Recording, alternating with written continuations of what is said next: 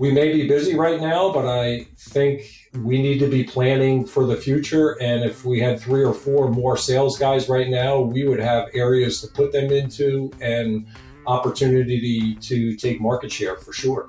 So I wish we had thought about it 2 years ago before all this started. Put that coffee down.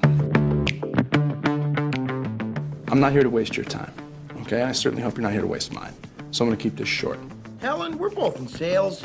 Let me tell you why I suck as a salesman. The most valuable commodity I know of is information. Wouldn't you agree? Coffee's for closers only. Well, hello there, friend. Welcome back to the Behind Your Back podcast with me, Bradley Hartman, founder and CEO of the Behind Your Back sales company, where it's our mission to help you sell more, faster, at higher margins, and have more fun doing it. As for the show, we talk about leadership, personal productivity, time management, and as you will hear in this conversation with Mr. Nick Kuiken, Vice President of Sales at Kuiken Brothers in New Jersey, we talk about the craft of selling. I want to thank our presenting sponsor, Capital One Trade Credit. If you, my friend, are interested in increasing cash flow while increasing revenue and decreasing risk by leveraging the most powerful digital platform in our industry to make it easier for your customers to buy from you, well then, might be interested in checking out Capital One Trade Credit. Now, I'm excited to bring to you today my conversation with Mr. Nick Kuiken, VP of Sales at Kuiken Brothers, the 9-location dealer based in New Jersey, who's been around for more than a century. Now, for far less than that, just a few years or so, Nick and I have been collaborating to help improve the sales performance of individual members of his team, as well as the team overall in terms of sales performance analytics and individual coaching.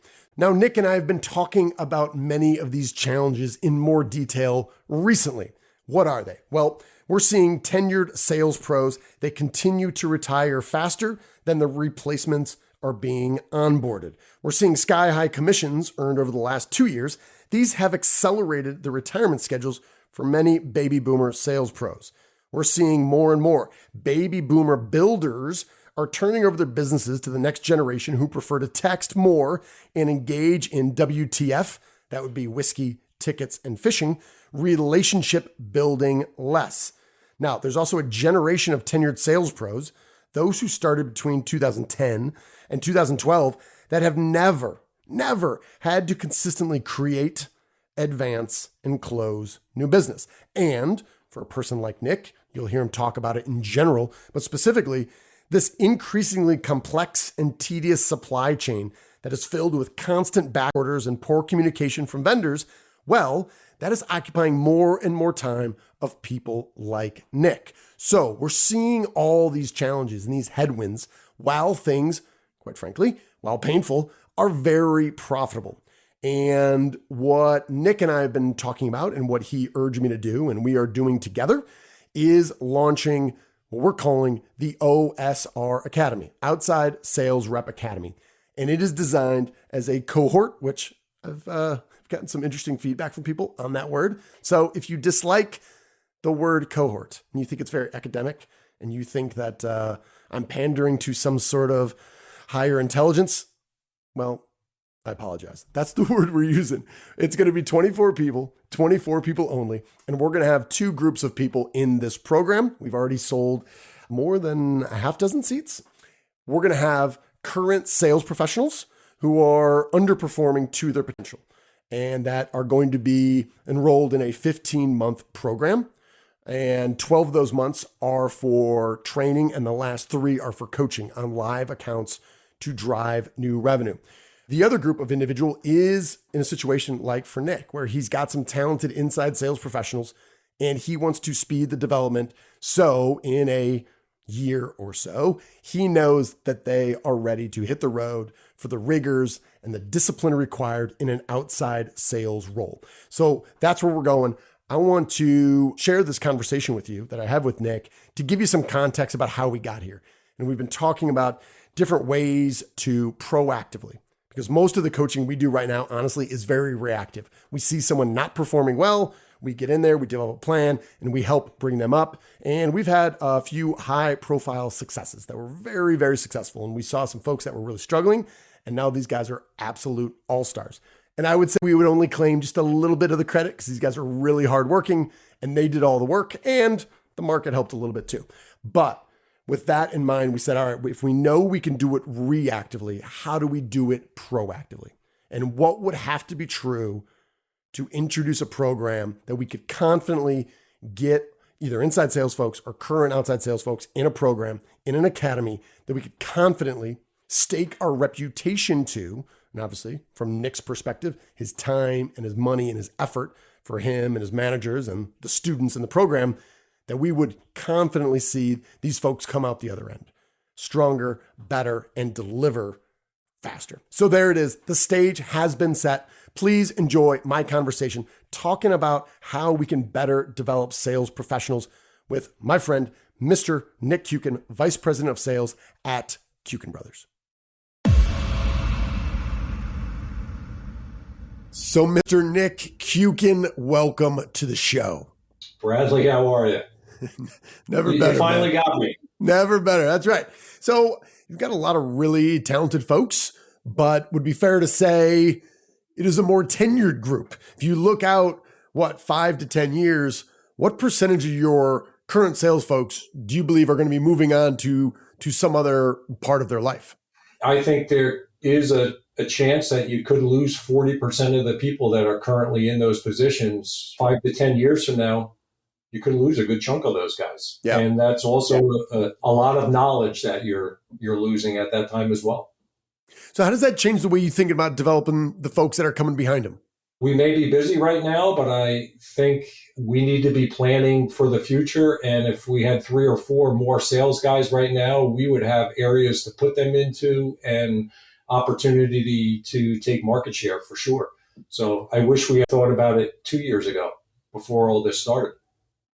Yeah. Tell me a little bit about your thoughts about training the modern sales professional. Maybe that's someone who's got 5, 10, 12 years in an inside role and they've been raising their hand for a while and want to go outside. Or maybe it's a guy who's been on the outside for a few years, but even if they're having really good years and they're earning a nice living for themselves, you look at them and say, I see a lot more potential in this person. How have you thought differently about what it takes to develop and to train a salesperson, your comfortability with online content? Is it only in person? Like the mix of information it needs to put somebody out there who's going to be successful. Well, I think if you looked at the outside sales role and just rolled it back pre-COVID, just the fact of virtual type meetings or Zoom meetings or time management, that type of thing. So much has changed in just these last 24 to 30 months. And also, if you looked at a sales guy, more is better, right? So if you have more accounts, you should be able to sell more. But I think what we're finding is you need to have less accounts. You need to be much more involved with those accounts. And you need to really be an unpaid employee for those accounts to continue to show value. That's where we're looking at it now, of how we can reduce the amount of accounts so that they can be more quality accounts for sales guys to work with. Yeah, you mentioned the title, kind of a project manager, that it's unpaid labor, that your sales team is out there to act as organizers, in some cases superintendents, and maybe folks who facilitate the communication with the framer or the trimmer or anywhere else. To what degree does it concern you that we've had a long time, depending on when you want to start the clock? Maybe it's a few years, maybe it's pushing upwards of a decade, where you have some sales guys that really haven't had to land new business unless they're literally starting new in the business and maybe just a couple of house accounts. How concerned are you that some of the folks that you've got might not have that prospecting capability, or maybe that skill has dulled a little bit in the preceding years that we'll inevitably have to use if the recession hits? Well, I think the concern comes in, pre-pandemic, we were very much involved in prospecting to grow new areas and to take market share. And, now with the last 24 months or so and allocations and product supply chain issues, you've cut back on that a little bit, right? I mean, not to say you're not prospecting, because I think we always need to continue to prospect for the good quality customers that are out there. But I am certainly concerned that when things get back to whatever the new normal is going to be, some people might take this for granted, and there might be a little bit of a lull and, missing some opportunity. Yeah, agreed. So if there's some people listening, Nick, and they'll say, well, I hear what you're saying, but if we look at this environment, the way that we've traditionally trained salespeople is you find somebody who's maybe been around a bit, or they're excited to move from inside to outside. And we say, here's a laptop, here's car keys, here's a gas card, here's a little pat on the back. And then you're going to spend 2 weeks with Danny and Jimmy. These guys are old sales pros. They know what to do some ride-alongs, and you're good to go. Why wouldn't that work anymore? And if I'm listening, I'm saying that's what we do. Quite frankly, it's worked pretty good. We just set back-to-back revenue records and gross profit records for the last 3 years. Why would I need to change that, Nick? I think until you've done it a different way, you don't know that. You don't know what you don't know, right? I mean, over the last 24 months, we've worked with a few new OSRs to give them the proper training and to work with them on a weekly basis to try to be able to get to where we want them to be. And to me, it makes a big difference. You send them out with somebody to ride along, and how many times do you do that? How do you set that plan up that it really works? And are you teaching them somebody else's good habits or somebody else's bad habits? Really, when it comes down to it, a sales guy's got to grow a territory. And if you don't grow the territory and look for new customers, eventually you do pay the price for that, right? And, I'd rather be responsible and be a part of giving them the right training that collectively we can all put together than to just let them learn from one or two individuals. Yeah. It just doesn't seem to work as well. Mm-hmm. When you think about growing that territory, how do you track that when oftentimes really evaluating market share can be kind of difficult in our business? We track the leads that we give to our individual sales guys, track that pretty closely. And, you can see the wins and the losses. That's probably your best opportunity, I think, to grow market share, is because the projects that are really happening. And if you track them from, the actual lead to the quote to the fulfillment or to the loss, that's valuable information. Yeah. So how do you evaluate the cost to the business when an OSR doesn't pan out? Because sometimes we'll think about, well, it's a lot of money to go and train this guy. And then you're like, well, what's the cost of it if we're thinking about the soft costs and the hard costs? If we don't train this person, we put someone out on the road and we find out within a year or two, they're not succeeding, they're not performing. I think over the last couple of years, be interested in your thought. More often than not, these folks just generally leave your organization and they find a sales job with something that is somewhat related. But how do you think about the cost of the lack of success of an OSR? Well, you can certainly look at the mistakes, right? I think one of the more difficult things to have happen when you're involved in management of salespeople is when a sales guy leaves, right? You've got to put your plan together, how you contact those customers, how you try to wrap your arms around what projects and what orders they're involved in. And then there's the inevitable fallout over the next 60 days or so of the finger pointing of this happened or that happened or the mistakes, or I should have canceled that, or, this is wrong, that's wrong. There's a real dollar cost that gets put to that, let alone time is money, right? I mean, when you put somebody that is not going to work out for you on the road, and your gut is usually right, and it doesn't work out, you've wasted that time, you've wasted that opportunity to grow that market. And then there's the hard cost that's involved where you were paying somebody to do that job and they just didn't get it done for you. To me, that's a big miss that we don't want to have. We're very protective of when we put somebody on the road to make sure that you've got the right cultural fit for your organization, that you've got the right personality, and really they're representing your brand, right? When you put someone out on the road. So if it doesn't work out, what kind of reputational damage could you possibly have because of that as well? All things I think to consider. Yeah, and maybe this is kind of a good little segue here.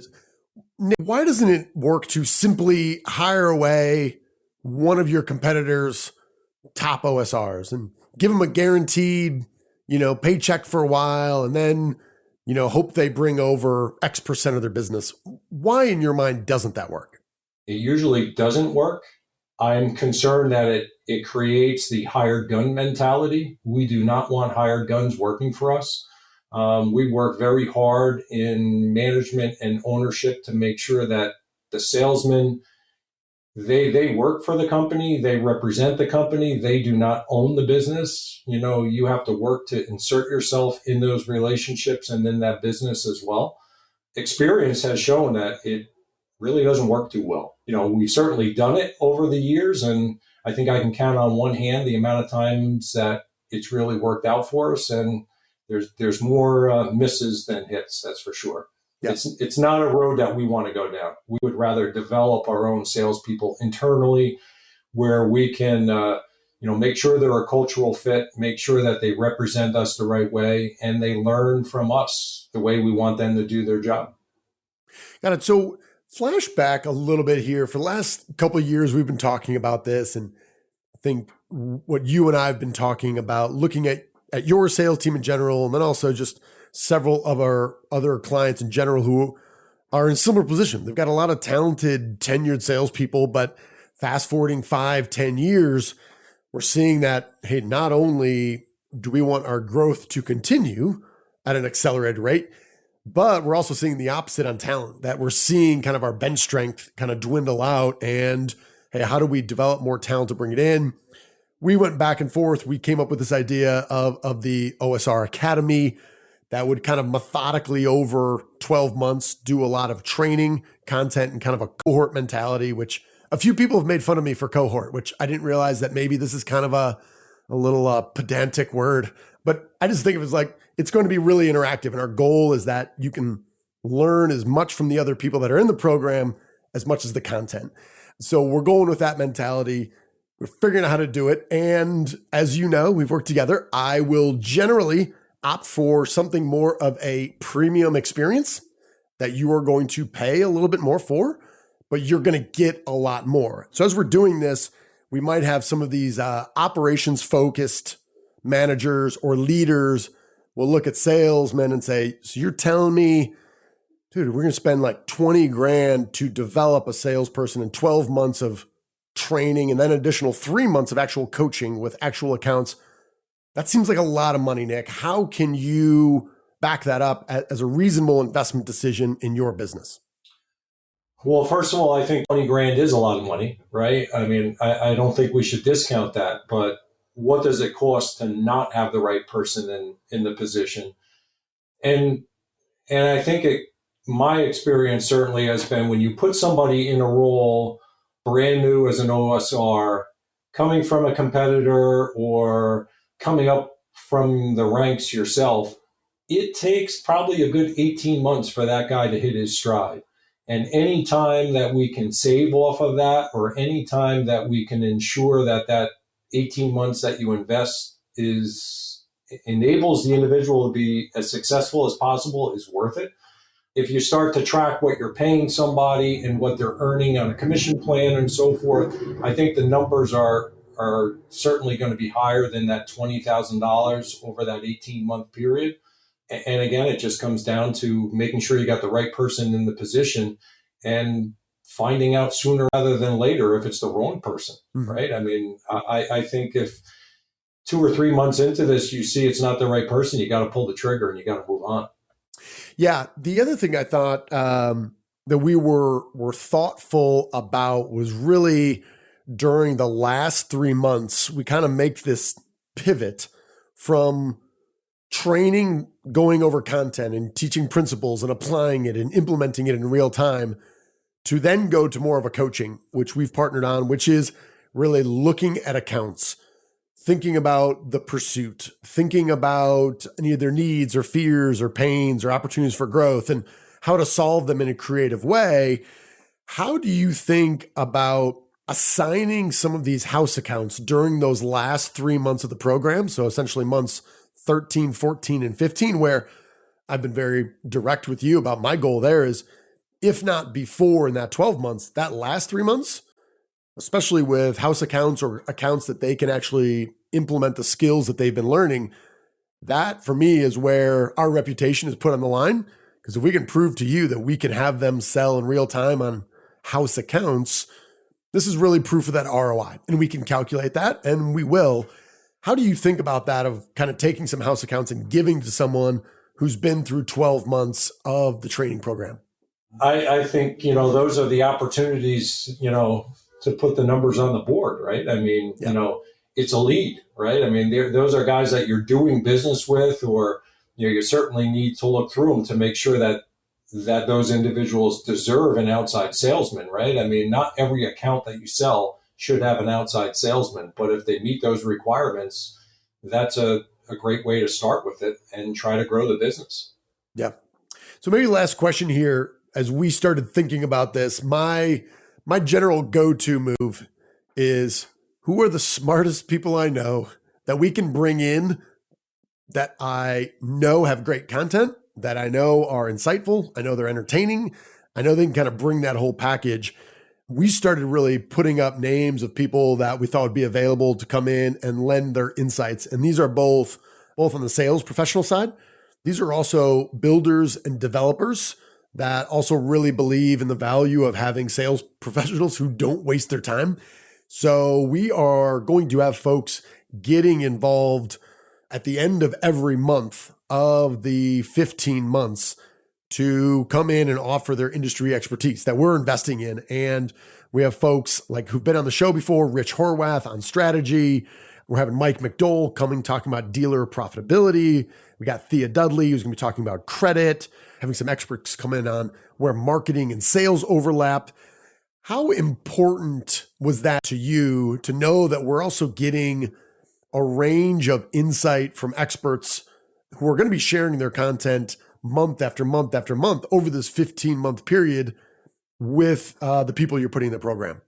I think that's the only way a program like this works, right? I mean, we probably should have touched on it earlier, right? But I mean, people might scratch their head and say, why would you want to put your sales guys into a program like this and not do it yourself? The reality is you just don't have the time to do it yourself, or you don't have the time to do it properly yourself. So if that's something that between the other people that are in the industry here, and you can share some of that insight and get a group of people together that are non-competitive that can work together, it's good for the industry and it's good for everybody, right? I mean, the knowledge that you can learn from other people and other people's businesses, to me, is priceless, really. That's where I see the most value, that you can work with a company that's not a competitor and learn from them, even if it's one little small thing about how they do something. I mean, I think that's some of the things that we've been able to do over the years, is have some of those relationships across the country of how you can just learn from people. To me, it's invaluable. Yeah, I lied. This is my last question here. I've talked to a few folks and they've said that exact thing, where they said, I don't know, as a VP of sales or a sales manager, I struggle with the idea of making investment here, not necessarily because of the time or the money, but I feel guilty that I should be doing it. And I'll say, all right, well, do you have the time to do it? And they're like, no, because we've thought about it and it's going to take hundreds of hours. And I said, I agree, because we've already started investing hundreds of hours to build this out. For anyone listening who might be kind of struggling with that, on one hand saying, hey, I feel like it's my responsibility to develop my own people, while at the same time understanding I don't have the time and I don't see how I'm going to have that time in the future. How might you walk them through maybe how to think about that in a way that you've been able to? Well, I guess we've had the benefit that we've done this with a couple of guys, right, over the last 2 years. And I think the success stories that we've had make it a lot easier and more palatable to do, right? if you can invest $20,000 into training somebody to learn the right way, how to do their job, and then put them on the road and be guaranteed that they become $5, $6, $7 million sales guys, it's a great return on your investment.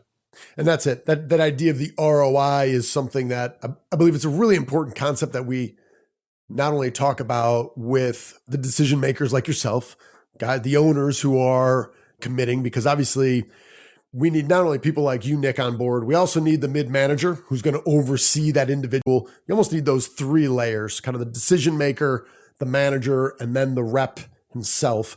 But all three levels there really need to understand, how do we evaluate the ROI of an individual salesperson? And you and I have been doing this for a while, but we kind of view it as, not only is it kind of factoring a little bit of the cost to serve, factoring the commissions and the salary, but also taking a look at all the expenses, including the training, and say, if you're just thinking that, hey, every dollar that I put in outside sales rep Johnny and he can send back $4, well, hey, that's all I need to do. And we'll say, well, once you do this analysis and we compare that against a lot of other salespeople, you start seeing that the upper end of the top salespeople in our industry, some of them work for you, Nick, are giving back $13 or $14 for every dollar put into that sales rep. So having everybody really think about the ROI salesperson a little bit differently, I think can be really valuable. And we want that salesperson to know that too. And certainly being selected to be part of the OSR Academy is obviously a huge vote of faith by someone like you, Nick, to say, we're willing to invest in you, but to point out the obvious, we're expecting you to get a return multiples of that investment over the next couple of years. And obviously that's what we're staking our reputation on. Last thing, you mentioned something just about workforce development, about thinking about how we get more talent in there. How do you think about that as it relates to what we're talking about here? I think it's difficult, right? I mean, I think we need to find a way to remarket what this industry is all about, right? I mean, as a family member or an owner or a manager, that's a much different role than somebody who's, an entry-level employee.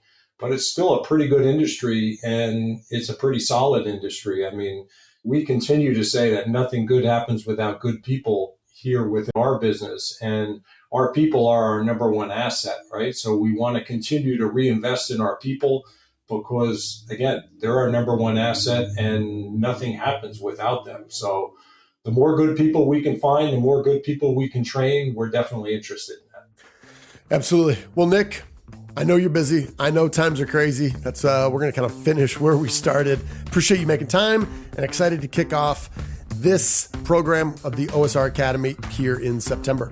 All right. Thanks, Bradley. Thank you.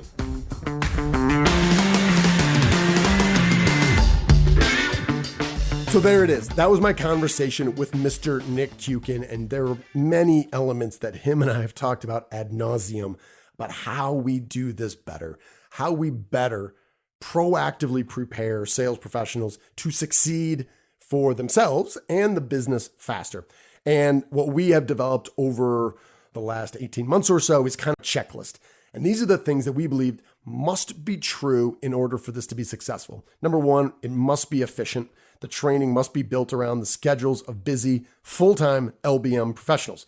It must deliver sales skills, which might sound obvious on the surface, but let me tell you, sales is the act of consistently creating, advancing, and closing new business. As my friend Mike Weinberg would say, you got to create, advance, and close new business, not merely managing existing accounts, which quite frankly is most of what we see today, if not almost all of it. Number three, it must implement systems. We're going to be talking about behaviors, activities, and systems for each of the four sales fundamentals. And those are goals, time management, pipeline management, and prospecting. So we're going to be implementing systems so we can track them and confirm there's a return on the investment. We got to have some great LBM teachers, right? We want to bring in the smartest and most talented people that we know. So who are these people? Who am I talking about? Well, number one, we are going to get content from inside the industry. Legends like Mr. Bill Lee. We've got guys like Mike McDowell. We're also getting content from outside the industry. The aforementioned Mike Weinberg. We're going to get some of his best content, invest in that, and teach our students with it. We are also going to get some experts to provide different angles on really important elements that surround the sales profession. And for marketing, we got Aaron Plummer of Hancock Lumber. For credit, we got Thea Dudley. And we've also had many of the most talented people who've been on this show before, who've shared a lot of insights, are going to be putting together content to teach our students in a very interactive and engaging way. Those people are Tim Rethlake of Hearth and Home Technology, Tom Ellerbrook of Roseburg, and Jen Morgan of Forest Tech. And we know how important it is to learn from builders themselves. So every term, we will have custom training that is taught by builders. They're going to be commercial builders. They're going to be residential builders. They're going to be residential production. We're going to get residential custom guys. We're going to get multifamily. But the only folks we don't have right now are the tiny home people. No tiny homes just yet, but we are getting these folks involved to constantly have this conversation and hear directly from business owners who are building today. Next on our checklist was it must be VARC worthy. What the hell is VARC worthy? I'm going to tell you. So there are 4 main adult learning modalities, and the letters of each of those 4 combine to make the word VARC, V-A-R-K. Quite frankly, it's a stupid mnemonic device so I can remember what the hell I'm talking about. That is video content. We will be creating custom video content every single week. We're going to have audio content, reading and writing, as well as kinesthetic activities. That is doing. So V-A-R-K, we're going to be really leveraging all the primary ways that adults learn. Next on our checklist, it must include virtual selling skills. Yes, I know. The future of sales will continue to be face-to-face and that's right, and it will be increasingly virtual. This is here to stay. We got to get great on leveraging technology to improve and increase the volume of face-to-face communication we do to save time for us and our customers. Now, everything must be immediately applicable. Yes, we're going to cover theory, but we're going to make sure it all descends into action today. So in our curriculum, we have some of the best sales movies of all time. Are we just going to watch them and say, oh, that was a good movie, I'm glad I watched it? No, we're going to force the students, force might be strong. I'm going to choose a different verb. We're going to help the students extract the real world application from the movies in teams, in groups, so people can learn from each other. Everything here must align with OTJ training, on-the-job training, right? What's happening today that can speed the development in combination with what is in the curriculum. We're going to be talking about that for each individual person. That's why we're only having 24 individuals. This is going to be very personal, and we're going to have to truly understand what is happening at the local locations. Speaking of that, we must have 3 layers of buy-in. So in our application process, we got to talk with the individual like Nick, the guy who's ultimately stroking the check, who say, I'm making this investment. We're going to need the manager, person in between, who says, yes, I oversee the day-to-day responsibilities of the student. And then we have the student. We're going to have to make sure that is really clear and the commitments and the buy-in and the objectives are really clear. And it's our job to make sure we're communicating the progress week after week, month after month. And of course, it must deliver a positive ROI. This is not going to be for anyone. I would challenge anyone who has ever put a salesperson on the road and it didn't work out and they either left the organization or you had to put them back inside. What was the cost? Hard cost and soft cost combination of that failure to develop an outside salesperson. I would challenge you to do that math. Now, I will also say the price tag on this is not small. There are multiple elements in it, so it's not going to be for everyone. But our whole commitment here, what we're staking our reputation on, is the fact that we can generate a positive ROI. Quite frankly, I believe it because we've done it before the students leave the program. So that's our commitment. Students are going to take the ownership of house accounts in the last 3 months of the program to implement what they've learned, and we will track the growth of these gross profit dollars as a result. So this was our checklist. This is our commitment, and we're excited to bring to you the OSR Academy. Right now, this first cohort launches in September, and we have already sold, about a half dozen. So we only have a few spots remaining. We're excited. We're going to do a launch on it here coming up, but wanted to give you an overview and see if it might be a fit. Regardless, if you say not interested at all, that's okay. I would still challenge you, to download our curriculum. Feel free to look through it. Let me know if you think we're missing anything and see if there's anything that we're doing that you can steal and apply to your own business. At the end of the day, that's what we're trying to do here. Make it easier, develop our talent, help them be successful to ultimately help the builders, the folks who are building America. How can we make it easier for them to buy from us? That's the goal. I'm going to quit rambling. Thank you for listening. And thank you to Capital One Trade Credit. If you are interested in growing revenue while increasing cash flow, while decreasing risk, please check out Capital One Trade Credit. That's all I've got. Thank you for listening. Thank you for Nick Kuiken for pushing me and my team to get to this point and being a collaborator, as well as everyone else on our board of advisors who you can see in our slide deck there, freely downloadable if you go to behindyourbacksales.com/tools. All right, friends, that's all I've got. You know how we always close out every episode. You, my friend, are owed nothing. Deliver value first. Make it a great week.